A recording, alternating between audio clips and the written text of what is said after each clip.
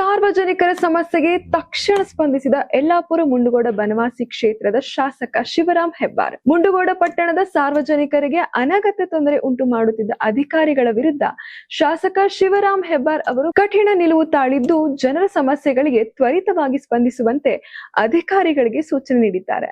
ಇನ್ನು ಸಾರ್ವಜನಿಕ ಸೇವೆಯಲ್ಲಿ ನಿರ್ಲಕ್ಷ್ಯ ಹಾಗೂ ವಿಳಂಬವನ್ನ ಸಹಿಸದ ಅವರು ಜನರ ಹಿತಾಸಕ್ತಿಗೆ ಆದ್ಯತೆ ನೀಡುವ ಮೂಲಕ ಜವಾಬ್ದಾರಿಯುತ ಆಡಳಿತಕ್ಕೆ ಒತ್ತು ನೀಡಿದರು. ಇನ್ನ ಜನಸಾಮಾನ್ಯರ ಪರವಾಗಿ ಸದಾ ಧ್ವನಿಯಾಗಿರುವ ಇವರ ಈ ಕ್ರಮ ಸಾರ್ವಜನಿಕರಿಂದ ಮೆಚ್ಚುಗೆಗೆ ಪಾತ್ರವಾಗಿದೆ.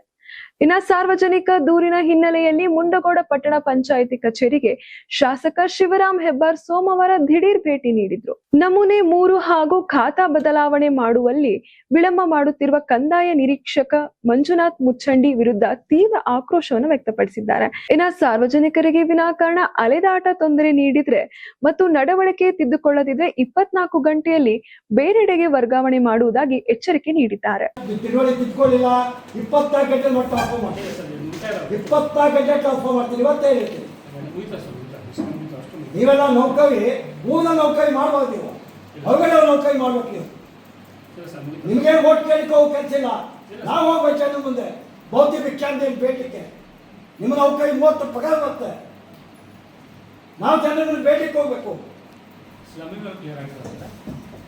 ನಾನು ಇವತ್ತು ಫಸ್ಟ್ ಆ್ಯಂಡ್ ಫೈನಲ್ ಹೇಳ್ತಾ ಇದ್ದೀನಿ, ಇವತ್ತೇ ಹೇಳ್ತೀನಿ.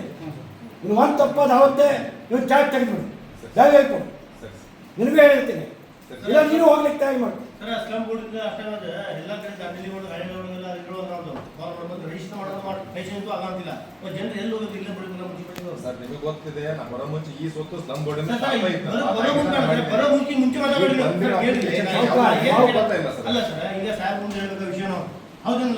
ಹೇಳಬೇಕಲ್ಲ, ಇಷ್ಟೆಲ್ಲ ಪೆಂಡಿಂಗ್ ಐತಿ. ನಿಮ್ಮ ಕಡೆ ಫೈಲ್ ಬಂದಿದೆ, ಈಗ ಹೋಗ್ಬಿಡ್ತೀನಿ ನೀವು. ಯಾಕೆ ನೀವ ಅವ್ರು ಮಾರ್ಕ್ ಕಳಿಸ್ತಾರ, ಫೈಲ್ ನೀವು ಹೋಗ್ಬಿಡ್ತೀರಿ. ನಾನು ನೋಡೋದು ಕಲ್ಲಿ ಅವ್ರಿಗೆ